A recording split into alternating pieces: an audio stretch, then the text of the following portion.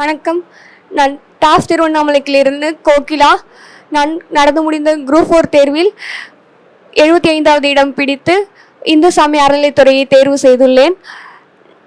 நான் வந்து பார்த்தீங்கன்னா டாஃபில் ஏனி டெஸ்ட் பேட்ச் வந்து ஜாயின் பண்ணியிருந்தேன். அடுத்து வந்து பார்த்தீங்கன்னா டாப்பர்ஸ் டெஸ்ட்லேயும் வந்து நான் வந்து பார்ட்டிசிபேட் பண்ணியிருந்தேன்.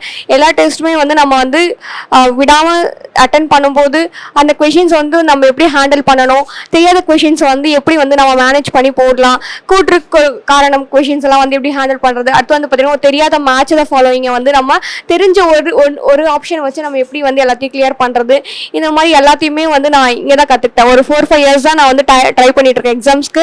அது எல்லாமே நான் வீட்டில் இருந்து தான் பண்ணேன். இது ஃபர்ஸ்ட் டைம் நான் வந்து என்ன பண்ணேன், டெஸ்ட் பேட்ச் வந்து போட்டிருந்தேன். இது வந்து பார்த்தீங்கன்னா என்ன ஸ்டேட் லெவலில் வந்து கொண்டு போய் விட்டுருக்கு, ஸ்டேட் லெவல் ரேங்க் எடுக்கிற அளவுக்கு. இதுக்கு காரணம் வந்து பார்த்தீங்கன்னா டெஸ்ட் பேட்ச் தான். அது இப்போ நம்ம வந்து நிறைய டெஸ்ட் வந்து ப்ராக்டிஸ் பண்ணும்போது நம்மளோட மிஸ்டேக்ஸ் எல்லாம் குறைஞ்சி நம்ம வந்து ஹை ஸ்கோர் பண்ண வந்து இது ஹெல்ப் பண்ணோம்.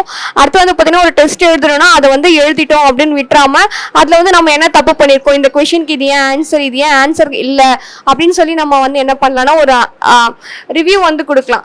அதை வந்து நம்ம எக்ஸ்பிளனேஷன் வீடியோஸ் வந்து பார்க்கறது, அடுத்து வந்து பார்த்தீங்கன்னா இது ஏன் தப்பு பண்ணோம் நம்ம அப்படின்னு வந்து பார்க்கும்போது இதெல்லாமே பண்ணும்போது நம்மளோட மிஸ்டேக்ஸ் எல்லாம் வந்து நம்ம கொஞ்சம் கொஞ்சமாக குறைஞ்சி நம்ம வந்து இன்னும் கொஞ்சம் ஹையாக வந்து ஸ்கோர் பண்ண வந்து அது உதவும்.